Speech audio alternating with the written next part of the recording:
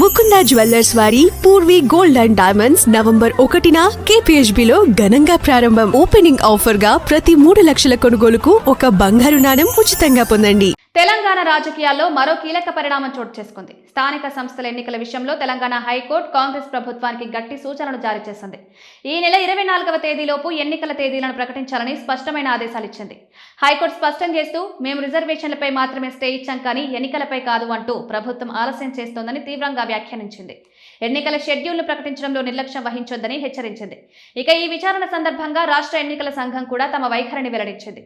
ఎన్నికలు నిర్వహించడానికి తాము పూర్తిగా సిద్ధంగా ఉన్నామని, సిబ్బంది అన్ని ఏర్పాట్లు ఉన్నాయని తెలిపింది. దీంతో హైకోర్టు ప్రభుత్వానికి 2 వారాల గడువునిచ్చింది. 24వ తేదీలోపు స్థానిక సంస్థల ఎన్నికలు ఎప్పుడు నిర్వహిస్తారో స్పష్టమైన సమాధానం ఇవ్వాలని ఆదేశించింది. ఈ ఆదేశాల నేపథ్యంలో ఇప్పుడు ప్రభుత్వంపై ఒత్తిడి పెరిగింది. ఎన్నికల షెడ్యూల్ ఎప్పుడు ప్రకటిస్తారు, ఎన్ని దశల్లో ఎన్నికలు జరుగుతాయన్నది రాష్ట్ర రాజకీయ వర్గాల్లో హాట్ టాపిక్ గా మారింది.